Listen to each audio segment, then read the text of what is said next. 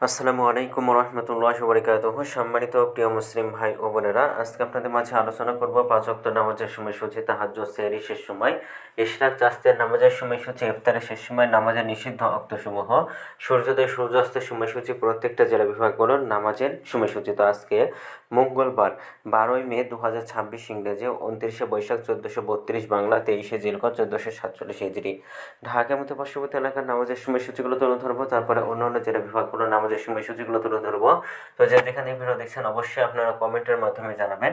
আজকে ঢাকা মতো পার্শ্ববর্তী এলাকার ফজরের নামাজের রক্ত শুরু হবে 3টা 55 শেষ হবে 5টা 16। জোহরের নামাজের রক্ত শুরু হবে 11টা 58 শেষ হবে 4টা 31। আসরের নামাজের রক্ত শুরু হবে 4টা 32, আসরের নামাজের রক্ত শেষ হবে 6টা 15।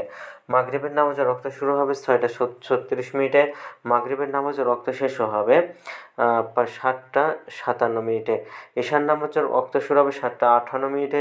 ঈশান নামাজের রক্ত আজকে শেষ হবে 3টা 49 অর্থাৎ সুবহ সাদিকের পূর্ব পর্যন্ত। আজকে ঢাকা মতো পার্শ্ববর্তী এলাকার সেহরি শেষ সময় হলো 3টা 49। ইফতারের সময় সন্ধ্যা 6টা 36। আজকের নফল নামাজের উত্তম সময় ইশরাকের রক্ত সকাল 5টা 31 থেকে 8টা 33 পর্যন্ত, চাঁদের রক্ত সকাল 8টা 34 থেকে 11টা 51 পর্যন্ত, তাহাজ্জুদ নামাজের রক্ত উত্তম সময় রাত 12টা 47 থেকে 3টা 49 পর্যন্ত।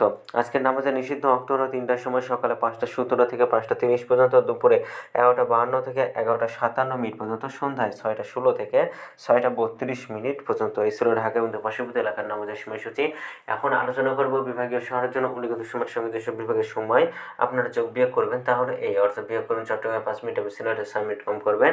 ঢাকার মতো পার্শ্ববর্তী এলাকায় যে নামাজের সময়সূচি রয়েছে সেখানে চট্টগ্রামে 5 মিনিট এবং সিলেটে 6 মিনিট কম করবেন। যোগ করবেন খুলনাতে 3 মিনিট, রাজশাহীতে 7 মিনিট, রংপুর 8 মিনিট, বরিশালে 1 মিনিট বেশি করবেন। ঢাকার মতো পার্শ্ববর্তী এলাকায় যে নামাজের সময়সূচি রয়েছে সেখান থেকে। তো আজকের ভিডিও পর্যন্ত ছিল।